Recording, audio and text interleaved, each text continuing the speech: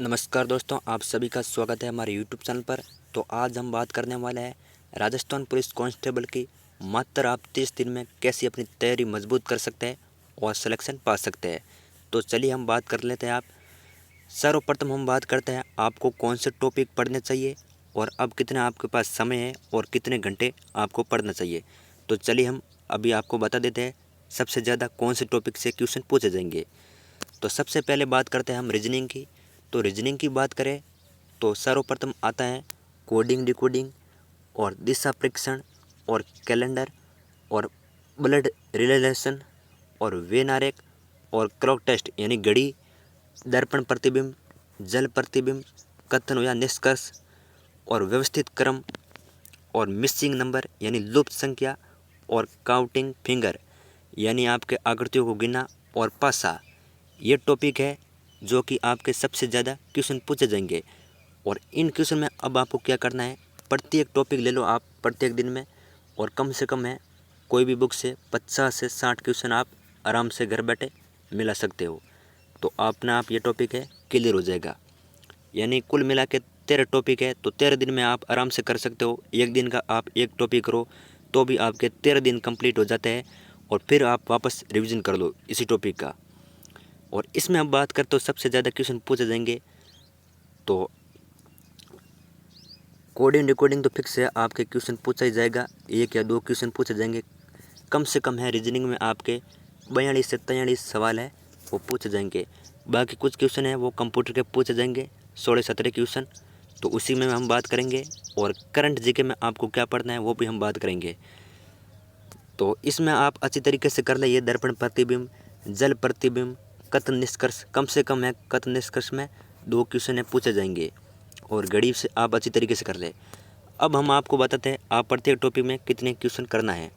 आप प्रत्येक टॉपिक आप एक दिन में 1 घंटे पर, यानी रीजनिंग है जैसे कि आप कोई भी इसमें एक टॉपिक ले लीजिए, और आपको कम से कम है प्रत्येक टॉपिक भाई 50 से 60 क्वेश्चन है वो आपको करना है, अपने आप हल करना है और वापस उत्तर की जांच करना है। तो अब हम बात कर लेते हैं अगले टॉपिक की। कंप्यूटर की बात करें तो कंप्यूटर की बात करें तो input output, software hardware, Microsoft, computer की पीढ़ियों, शॉर्ट की, इंटरनेट, फुल फॉर्म और रैम रोम मेमोरी और सीपीयू। अब इसको आपको क्या करना है, पूरा विस्तार से नहीं करना है, यानी शॉर्टकट पढ़ना है आपको। पूरी आपको इतिहास इसको पढ़ने की ज़रूरत नहीं है, आप सिर्फ क्वेश्चन कर सकते हैं जो कि हमने क्वेश्चन करा दिया है कंप्यूटर के। तो इनपुट आउट में आप कम से कम कोई भी गूगल से वेबसाइट या यूट्यूबर भी पढ़ सकते हैं। कम से कम 20-25 क्वेश्चन कर लो प्रत्येक टॉपिक को, आपका मामला है वो सेट हो जाएगा अपना आप। कंप्यूटर की पीढ़ी में कुछ नहीं है, जैसे कि आपसे क्वेश्चन पूछ लेगा वैक्यूम ट्यूब का आविष्कार कब हुआ, कौन सी पीढ़ी में हुआ, तो प्रथम पीढ़ी में हुआ। ऐसे क्वेश्चन है नॉर्मल पूछे जाएंगे। शॉर्टकट में की में पूछ लेगा आपको Ctrl+C से क्या होता है, कॉपी होता है, ऐसे पूछ लिया जाएगा।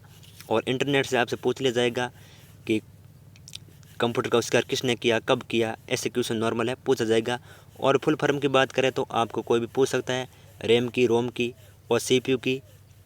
तो कम से कम आप 20 से 25 क्वेश्चन कर सकते हो आराम से, और कम से कम है इस कंप्यूटर को आप 10 दिन में आराम से क्लियर कर सकते हो। वैसे हमने यूट्यूब पर करा दिया कंप्यूटर का कोर्स, तो आप वो भी आराम से देख सकते हैं और अपनी तैयारी है मजबूत कर सकते हैं। तो चलिए ये तो हो गया आपके कंप्यूटर में, आप अच्छी तरीके से स्क्रीनशॉट ले सकते हैं और ये टॉपिक पढ़े, आपका मामला है वो सेट हो जाएगा। नेक्स्ट बात करते हैं बी पार्ट की। तो बी पार्ट में हम बात करते हैं सर्वप्रथम आपको बायोलॉजी में क्या पढ़ना है। तो बायोलॉजी में हमने जो पिछले एग्जाम के जो पेपर हुए उसी के तरीके से हमने ये पेपर बनाया है, आपको इससे बार पढ़ने की कोई ज़रूरत नहीं है। तो सबसे पहले बात करते हैं बायोलॉजी की।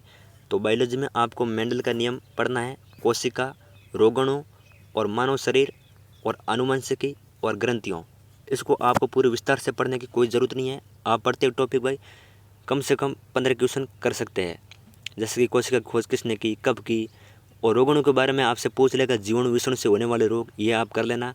और मानव शरीर में आपसे पूछ लेगा कुल कितनी हड्डियाँ होती है, और भी आपसे क्वेश्चन पूछ लेगा अमाशय में कौन सा अम्ल पाया जाता है, ऐसे क्वेश्चन पूछा जाएगा। और आनुवंशिक रोग भी आपसे पूछ सकते हैं, कौन सा रोग हीमोफीली से होता है, ऐसे क्वेश्चन आपके पूछा जाएगा। ग्रंथियों में आपसे पूछा जाएगा सबसे बड़ी ग्रंथि कौन सी होती है, छोटी ग्रंथि कौन सी होती है, कौन सी ग्रंथि कहाँ पाई जाती है। तो ये छोटे छोटे क्वेश्चन हैं, आप आराम से कर सकते हैं, इससे बाहर आपके कुछ नहीं जाएगा। जैसे कि आप खुद अपने पिछले पेपर देख सकते हैं, कैसे क्वेश्चन पूछा गया है। अब बात करते हैं आपके फिजिक्स की। तो ये तो आप सिर्फ 5 दिन में कर सकते हो बायोलॉजी तो। अब बात करते हैं फिजिक्स की। फिजिक्स में आपको न्यूटन का नियम, चुंबकीय फ्लक्स, मात्रक, कृत्रिम रेसे, आधुनिक खोज और गति, यही पढ़ने टॉपिक आपको। इस बार आपके 1% भी आने की संभावना नहीं है। 100 में से 100% आपको 35 में से 35 क्लियर कर सकते हो।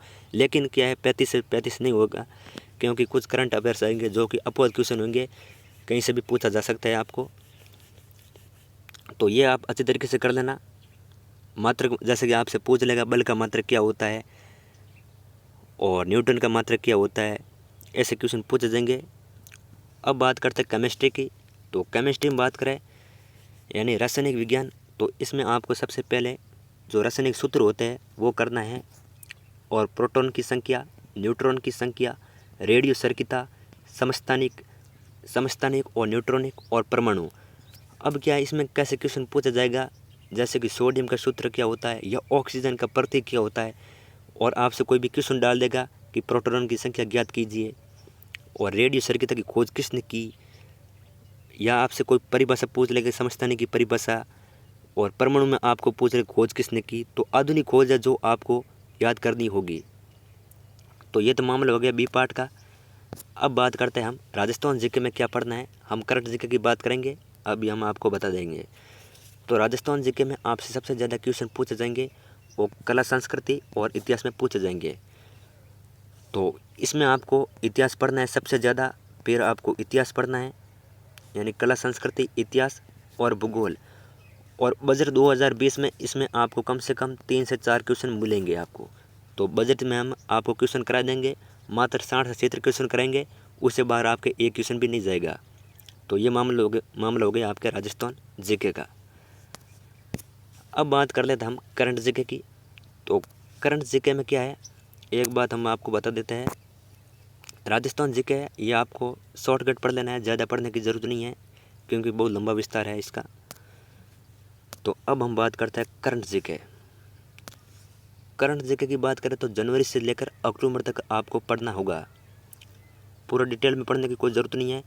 जैसा कि आपका खेल कूद हुआ, फुटबॉल, क्रिकेट, टेनिस, कौन सा किसको पद मिला, कौन सा रजत पदक मिला, ये छोटे छोटे क्वेश्चन पूछ देंगे। और जैसे कि अभी चर्चा में क्या चल रहा है, कोरोना वायरस है, राफेल विमान भी है, कहाँ से लिया गया, कोरोना वायरस सबसे पहले कहाँ आया था, कौन से शहर से आया था, ये छोटे छोटे क्वेश्चन पूछा जाएगा। तो ये तो हो गया आपके करंट अफेयर्स जो कि आपके बहुत ही महत्वपूर्ण है। अब करंट अफेयर्स में क्या है, सबसे ज़्यादा आपको किस पर ध्यान देना है, वो देना है खेल कूद, यानी फुटबॉल में कौन सा रेसलर जीता है, क्रिकेट में कौन सा जीता है, टेनिस में कौन सा जीता है, ऐसे क्वेश्चन पूछे जाएंगे। अब बात करते हैं इंडिया जीके में। तो इंडिया जीके में सबसे पहले पढ़ना है आपको सिंधु सभ्यता, फिर कोई कौन सी पुस्तक अभी चर्चा में चल रही है वो आपको पढ़नी पड़ेगी, और जो भी भारत के स्टेडियम है जैसे कि क्रिकेट स्टेडियम कहाँ है, फुटबॉल स्टेडियम कहाँ, कोई भी आपको स्टेडियम का नाम दे देगा वो आपको पढ़ना पड़ेगा। और एक बात आपको पढ़ना पड़ेगा वन्य जीव अभ्यारण्य, वो भी आपको याद करना होगा। और मुगल काल पढ़ना होगा आपको, राजधानियाँ पढ़नी होगी, राज्यपाल अभी कौन से राज्य में कौन से राज्यपाल है वो पढ़ने पड़ेंगे, और पर्वत और शिखर सबसे ऊंचा कौन है, सबसे छोटा कौन है। तो ये तो हो गया आपके इंडिया जीके। अब इसमें क्या है, आपको पूरा पढ़ने की ज़रूरत नहीं है, आप कोई भी लूसेंट बुक से पढ़ सकते हैं शॉर्टकट जीके। पूरा पढ़ोगे तो आप कभी भी क्लियर नहीं कर पाओगे, तो शॉर्टकट आपको पढ़ना है। और अब हम आपको बता देते हैं इसमें आपको क्या ध्यान रखना है। जैसे कि चीन हुआ, अमेरिका हुआ, रूस, फ्रांस, इसमें जो भी आपके प्रधानमंत्री है, राष्ट्रपति है, उनका नाम आपको ध्यान रखना ही होगा, क्योंकि हमेशा क्वेश्चन पूछा जाता है। कोई भी आपको बाहर देश की राजधानी दे देगा, ऑस्ट्रेलिया की राजधानी क्या है, कौन सा प्रतीक है, अभी प्रधानमंत्री कौन है, ऐसे क्वेश्चन पूछे जाएंगे। तो जो चर्चा में ज़्यादा है वो आप आराम से कर लेना। तो ये टॉपिक था, ये आप अच्छी तरीके से कर लें तो 100 में 100% आपको सिलेक्शन से कोई नहीं रोक पाएगा। अगर आपको किसी प्रकार का डाउट हो तो कमेंट ज़रूर करें, नेक्स्ट वीडियो में आपके दूर कर दिया जाएगा।